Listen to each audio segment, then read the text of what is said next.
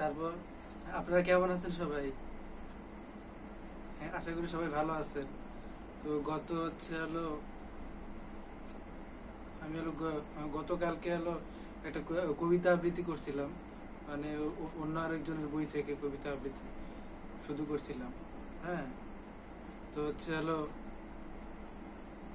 তো তো আমি আজকে করতে যাচ্ছি আসলে, মানে আমার নিজের লেখা কবিতা। তো আমি নিজের লেখা কবিতা দিয়ে আসলে নিজে নিজে আবৃত্তি করতে চাইতেছি। তো আসলে আসলে আমি আমি এতদিন অন্যের লেখা আসলে আবৃত্তি করছি, কিন্তু আসলে নিজের লেখা আসলে নিজে কবিতা আবৃত্তি করলে আসলে কেমন লাগে। অবশ্যই ভালো লাগার বিষয়, আনন্দের বিষয়। কারণ নিজের নিজের একটা সৃষ্টি। এই সৃষ্টির আসলে একটা আনন্দটাই আসলে অন্যরকম। তো আমি আহ, আমার যেগুলো আমি কবিতা লিখছিলাম, তো এই কবিতার মধ্যে আমি আজকে দুইটা কবিতা আমি আবৃত্তি করব। ঠিক আছে?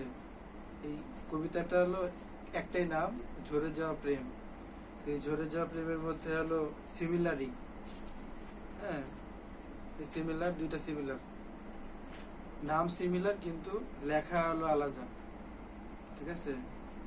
আসলে ভালোই লাগতেছে যে এতদিন আসলে অন্যের লেখা আমি আবৃত্তি করছি, তো আজকে নিজের লেখা নিজেই আবৃত্তি করতেছি। ঠিক আছে? আসলে প্রথমটা আমি আসলে বলি। প্রথমটা হচ্ছে যে প্রথমটা যদি আমি দিয়ে বলি যে ঝরে যাওয়া প্রেম।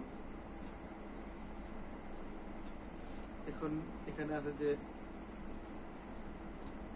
যখন সমুদ্রে ঢেউ এসে তীরে ঝরে পড়ে, সে নিঃশেষ হয়ে যাওয়া জলের মতো তোমাকে ভাবি এবং ভালোবাসি। দুটি নদী যেমন একে অন্যকে ঈর্ষা করে, ঠিক তেমন করে মিলিত না হওয়া ঢেউর স্রোতের মতো তোমাকে যারা ভালোবেসেছিল একদিন, তাদের ব্যর্থ প্রেমিক হৃদয়ের মতো তোমাকে ভালোবাসি। একটুখানি সুখের আশায় যারা ঘর বেঁধেছিল প্রশান্ত মহাসাগরের তীরে, ভালোবাসা উজাড় করবে বলে ঠিক তেমন করে তোমাকে ভালোবাসি। তুমি ফুল ভালোবাসো, পাহাড়ে যেমন ক্লান্ত পথিক তার ভালোবাসার জন্য সহস্র শতাব্দী ধরে বই নিয়ে চলেছে একটি বিমূর্ত স্বপ্নের আশায়, ঠিক তেমন করে তোমায় ভালোবাসি। তো তো হচ্ছে এটা আমার এটা আমার লেখা আসলে মানে কবিতা। এই কবিতাটা আসলে এতটুকুই। তো আর আমি আসলে লেখাটা আরো দীর্ঘায়িত করিনি। ঠিক আছে? তো আমি যদি আমি দুইটা কবিতা আবৃত্তির কথা বলছিলাম, যে আরেকটা কবিতা আবৃত্তি আমি করি। তো আমি বেশি তাড়াহুড়া করে ফেলতেছি, জানি না কিসের জন্য। হ্যাঁ, হয়তোবা অনেক রাত হয়েছে এখন, এর জন্য হইতে পারে আমি তাড়াহুড়া করতেছি। মানুষ ঘুমাইছে এখন। এখন রাত প্রায় 12:30, প্রায় বেজে গেছে প্রায়। হ্যাঁ, এখন 12:20 বাজে।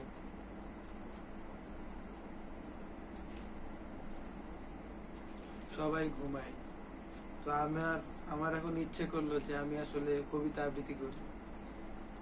হ্যাঁ, তো নিজের লেখায় কবিতা আবৃত্তি করা আসলে অন্যরকম একটা আনন্দের বিষয় এবং ভাগ্যও বটে বলা চলে।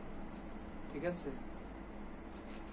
তো আমি আমার আমার সেই আরেকটা কবিতায় আমি চলে যাই। এই কবিতাটার নামও একই। কবিতাটার নাম ঝরে যাওয়া প্রেম। তোমার কথা ভাবি, যখন দুঃখরা পাহারা দেয় মস্ত বড় সুখের বাড়ি, যখন রাস্তার মোড়ে গিয়ে দাঁড়াই, তখন রিক্সা চালককে বলেই ফেলি আমার প্রেমিকার বাড়ির দিকে নিয়ে চলুন। তোমার কথা ভাবি, যখন বারান্দায় এসে তোমার চোখে যেমন করে আমার বুকের নয়নে রাখো, ঠিক তেমন করে তোমার কথা ভাবি। তোমার কথা ভাবি, যখন বিকেলের গোধূলিতে একজোড়া শালিক পাখি সমুদ্রের ওপাশ থেকে উড়ে যায়, ঠিক তেমন করে তোমার কথা ভাবি। তোমার কথা ভাবি যখন জীবন এসে দাঁড়ায়, ব্যর্থতা নদীতে যেমন করে, ঠিক তেমন করে তোমার কথা ভাবি। তো তো এই হচ্ছে আমার হলো দুইটা কবিতা। তো আসলে আসলে কবিতা হলো, কবিতা লিখতে ভালোই লাগে। তো আজকে হলো দুইটা কবিতা কবিতা কবিতা আপনাদের শোনালাম আমি। তো আসলে এইভাবে করে আরো হলো আরো ধারাবাহিক ভাবে আমি আসলে এইভাবে পর্ব আকারে আসলে আমার আমার কবিতা আমি এভাবে ভিডিও আকারে ধারণ করব। তো আমি এটা আসলে ডিসিশন নিচ্ছি।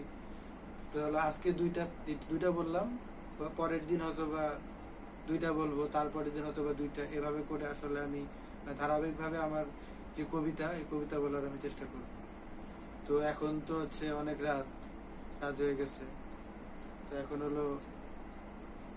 এখন তো ঘুমানোর সময়, আমরা সবাই ঘুমাই। আর কথা হলো কবিতার সাথে থাকুন, কবিতাকে আসলে কবিতাকে ভালোবাসুন, এটা হচ্ছে কথা। ঠিক আছে?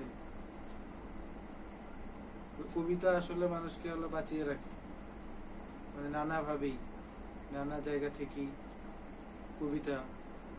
আসলে কবিতা না, শুধুমাত্র কবিতা না, আমি বলতেছি যে আর আপনারা পড়ার মধ্যে থাকবেন। পড়ার মধ্যে থাকলে আসলে মানে সবকিছু আসলে একটা মানে একটা জীবন্ত ধারা আসলে মানে তৈরি হয়।